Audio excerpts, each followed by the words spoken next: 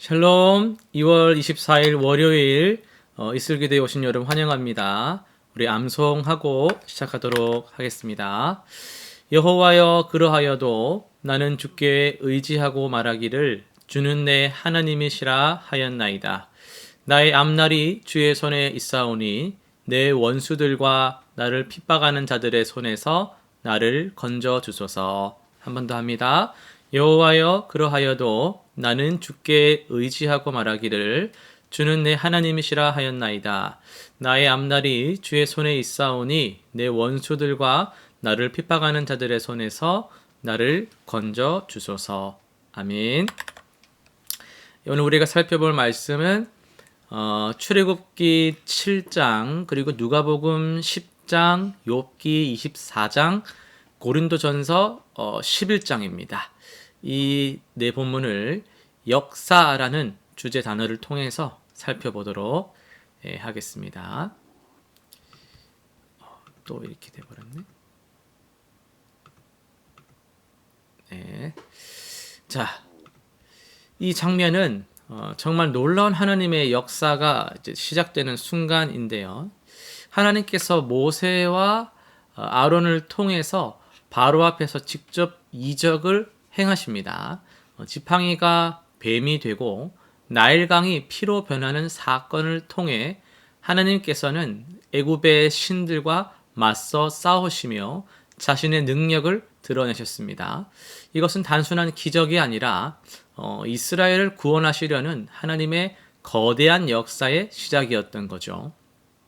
특별히 바로의 마음을 강팍하게 하셔서 더 큰 구원의 역사를 이루어 가시는 하나님의 섭리가 드러나는데 이는 출애굽이라는 구원 역사를 통해 하나님의 이름이 온 천하에 전파되게 하시려는 놀라운 계획이었습니다. 계속해서 우리 또 누가복음 본문을 살펴보도록 하겠습니다. 누가복음 10장입니다. 예수님께서 70인 제자들을 파송하시는 장면이 참 인상적인데요. 이전까지는 12제자들, 12제자들만 이런 권능을 받았는데 이제는 더 많은 제자들에게 귀신을 쫓고 병자를 고치는 능력을 주셨습니다. 이것은 구원의 역사가 점점 더 넓게 퍼져나가는 모습을 보여주는데 특히 사탄이 하늘에서 번개같이 떨어지는 것을 보았다는 말씀은 하나님 나라의 확장을 상징적으로 보여주죠. 더욱 흥미로운 것은 제자들이 돌아와서 기뻐할 때 예수님께서는 그들의 이름이 하늘에 기록된 것을 더 기뻐하라고 하신 점입니다. 이는 구원의 역사가 단순한 능력의 과시가 아니라 영혼 구원을 위한 하나님의 크신 계획이었음을 보여주는 것입니다. 그리고 욥기 24장으로 가면요. 이 부분은 욥이 현실 속에서 벌어지는 하나님의 역사를 깊이 고민하는 대목입니다. 악한 자들이 잘 살고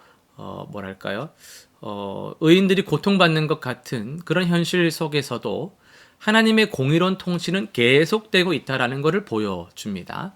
특별히 욥은 이런 혼란스러운 상황 속에서도 결국에는 하나님께서 악인들을 심판하실 것이라는 확신을 보여주는데 이것이 바로 하나님의 역사하심을 신뢰하는 믿음의 모습이다라고 할 수 있죠.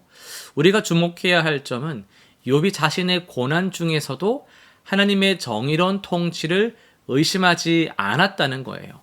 이것은 현대를 사는 우리에게도 큰 도전이 되는데 세상의 불의한 현실 속에서도 하나님의 역사하심을 신뢰하며 살아가야 한다는 교훈을 주고 있습니다. 그리고 고린도전서 말씀으로 넘어가면요. 바울이 고린도 교회를 향해 성령의 역사하심을 설명하는 부분입니다. 특히 성만찬을 통해서 그리스도의 구속 역사를 기억하게 하고 교회 안의 질서를 바로 세우려고 힘쓰는 모습이 잘 나타납니다.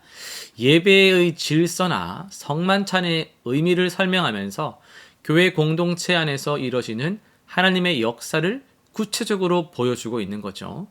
이를 통해 교회가 어떻게 하나님의 구원 역사에 동참해야 하는지를 잘 알 수가 있습니다.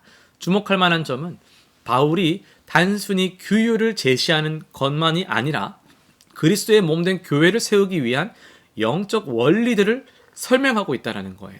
이것은 오늘날 우리 교회도 모든 질서와 예배가 하나님의 구원 역사를 드러내는 도구가 되어야 함을 보여주고 있습니다. 오늘 우리가 말씀을 좀 더 살펴보기 원하는 본문은요, 누가복음 10장인데요. 누가복음 10장을 중심으로 조금 더 말씀을 살펴보도록 하겠습니다.